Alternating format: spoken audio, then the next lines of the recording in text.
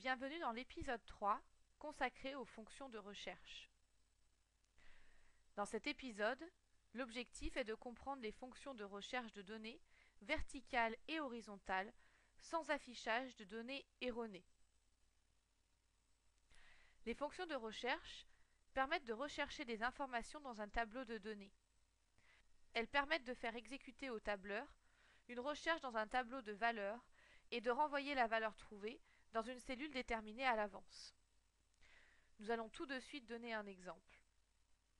Je souhaite, dans la cellule F5, entrer un numéro de jour, par exemple le numéro 3, et que soit renvoyé dans la valeur F6 le nom du jour correspondant au numéro qui a été saisi. Je dois donc rechercher cette valeur dans ce tableau et renvoyer le nom du jour correspondant. La fonction qui me permet de faire cela est la fonction recherche. Il en existe deux types. La fonction de recherche verticale, lorsque mon tableau est organisé en colonnes, et la fonction de recherche horizontale, lorsque mon tableau est organisé en ligne. Dans sa forme simple, la fonction de recherche nécessite plusieurs arguments. Le premier est la valeur cherchée, ici F5. Mes arguments sont toujours séparés par des points-virgules. Le deuxième argument est la table matrice. Dans quelle table je vais rechercher cette valeur. Le troisième argument est le numéro d'index de la colonne, de la valeur qui doit être renvoyée. Ici, nous sommes dans la colonne numéro 2. Le dernier argument est la valeur proche. C'est un argument facultatif de précision qui indique si la fonction de recherche doit chercher une valeur exacte ou voisine. Ainsi, si l'argument de précision est vrai ou absent, une donnée exacte ou proche est renvoyée. Si l'argument de précision est faux, on recherche exclusivement une correspondance exacte, c'est-à-dire que si la valeur recherchée n'est pas trouvée dans le tableau, il n'y aura aucune valeur renvoyée. Par défaut, il faudra toujours préciser que la correspondance doit être exacte.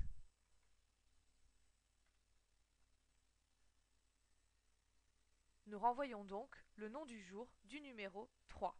Si je change le numéro du jour, cela changera automatiquement la valeur renvoyée. La fonction de recherche de base est celle que nous venons de décrire. Seulement, celle-ci doit être affinée. En effet, on peut distinguer d'autres cas de figure. Le premier, si aucun numéro n'est renseigné dans la cellule F5. À ce moment-là, F6 renvoie une erreur -n/A. Ce type de résultat indique une cellule sans réponse. Les arguments donnés à la formule n'ont pas permis à Excel de trouver un résultat.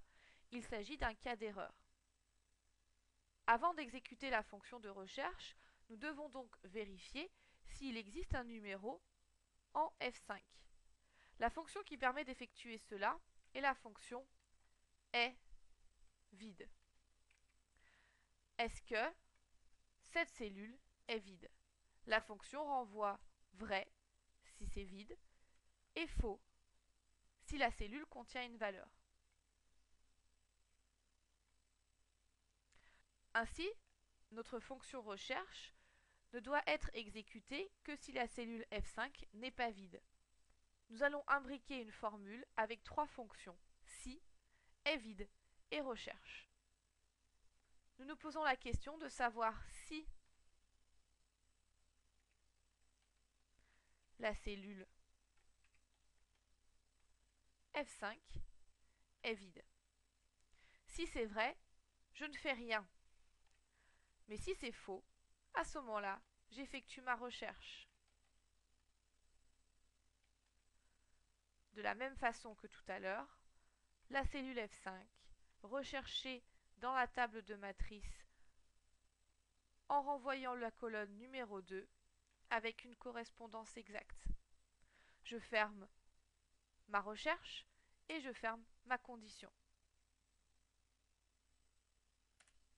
Lorsque le numéro du jour n'est pas renseigné, la fonction ne renvoie rien. Par contre, si j'indique ici un numéro, j'aurai bien le nom mardi.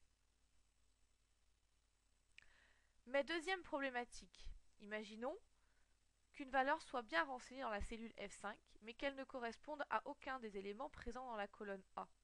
Par exemple, le numéro 58. La fonction EVID ne suffit pas, elle renvoie tout de même une erreur. À ce moment-là, nous avons une autre fonction de test d'erreur qui s'appelle ENA, qui vérifie si la valeur renvoyée est une erreur de type -n/a. Nous pourrions vérifier si la cellule F6 renvoie la valeur -na. Mais que fait la cellule F6? La cellule F6 effectue une recherche verticale telle que nous l'avons définie en premier.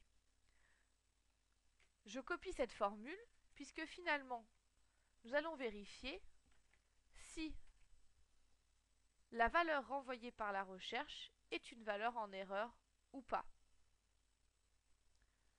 Si on ne trouve rien à la recherche, sera renvoyée la valeur vraie.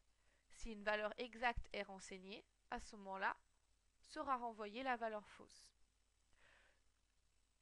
Ce que nous venons d'écrire est une condition à vérifier, que je vais donc copier. Et au final, la vraie fonction de recherche ne doit être exécutée que si la recherche ne renvoie pas une erreur. On imbrique donc dans une formule une fonction si, ENA et recherche verticale. Si mon test logique, c'est-à-dire la fonction de vérifier si la recherche renvoie une valeur en erreur, si c'est vrai, je ne fais rien. Si c'est faux, à ce moment-là, j'effectue uniquement ma recherche.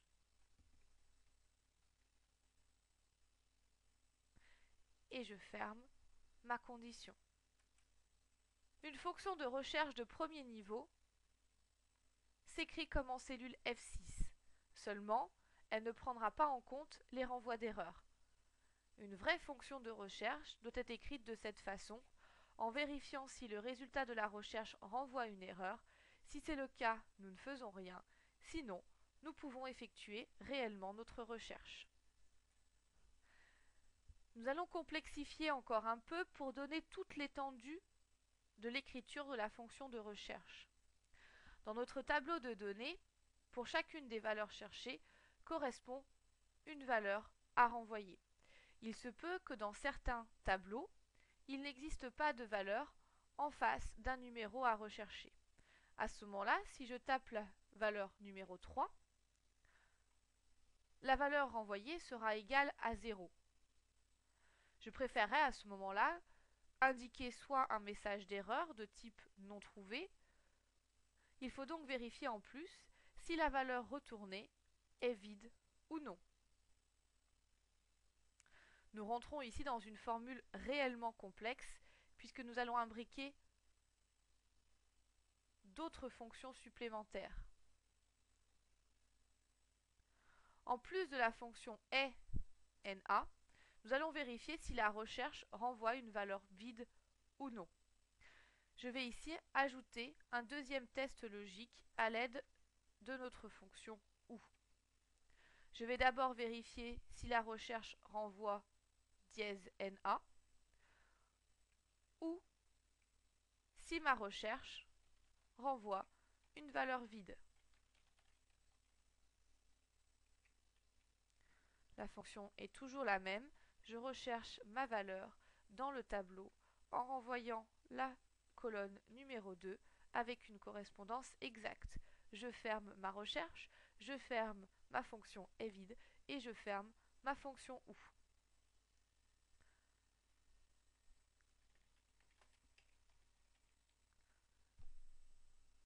Ici, ma formule est très complexe puisqu'elle imbrique un grand nombre de fonctions. Nous allons essayer de la lire étape par étape. Si soit la valeur renvoyée par ma recherche est égale à dièse NA, ou la valeur renvoyée par ma recherche est vide. À ce moment-là, j'affiche la valeur non trouvée. Sinon, j'effectue ma recherche et je valide. Dans ce cas de figure, la valeur n'est pas trouvée puisqu'en face du numéro 3, il n'y a pas de valeur. On vérifie ici la condition est vide. Autre cas de figure, la valeur 58, qui est une valeur qui n'existe pas. Je vérifie ici la condition est NA. Autre cas de figure, la valeur existe et renvoie bien un nom de jour. Ici, la valeur est fausse. La valeur est fausse également. Donc, je rentre dans ma proposition de recherche. N'hésitez pas à écrire vos fonctions petit à petit. Commencez d'abord par la fonction de recherche simple et vérifiez si elle fonctionne. Ajoutez ensuite différents tests conditionnels en fonction des cas d'erreur possibles. Dans tous les cas, votre fonction de recherche est parfaitement juste et complète si elle renvoie un résultat lorsque la valeur cherchée existe dans le tableau, si elle n'affiche pas d'erreur si la valeur cherchée n'existe pas, et si elle n'affiche pas d'erreur ou autre donnée incorrecte si la valeur cherchée existe mais que la valeur renvoyée est vide. Une fois que vous avez réussi à construire votre formule complexe, il faut que vous testiez chacun des cas de figure pour pouvoir la valider complètement. Nous venons de voir la fonction de recherche verticale, nous allons expliquer la fonction de recherche horizontale, qui fonctionne sur exactement le même principe, sauf que le tableau de données est organisé en ligne. Nous allons donc faire appel à la fonction de recherche horizontale en recherchant la valeur présente en cellule C19 dans le tableau d'index, en renvoyant cette fois-ci non pas le numéro de jour mais le numéro de mois, et donc la ligne numéro 3 du tableau, avec une correspondance exacte. Si je saisis une valeur, le numéro du mois sera bien renseigné automatiquement. Effectuez ensuite les mêmes étapes dans le TD que nous avons fait précédemment pour gérer les différents cas d'erreur. Nous allons enfin illustrer le principe d'une mini-facture, puisque nous verrons une dernière fonction. Nous souhaitons faire la recherche du prix hors taxe d'un produit en fonction de son nom, saisi en cellule E29. Ma fonction vérifie d'abord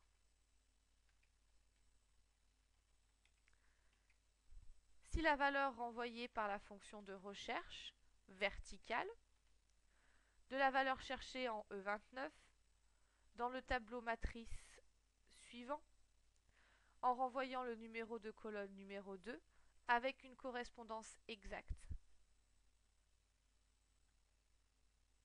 Si la valeur renvoyée est une erreur, alors je n'affiche rien. Sinon, j'effectue ma recherche. Pas besoin de le retaper. Je vais simplement effectuer un copier-coller et je ferme ma fonction-ci. Rien ne s'affiche puisque la cellule E29 est vide.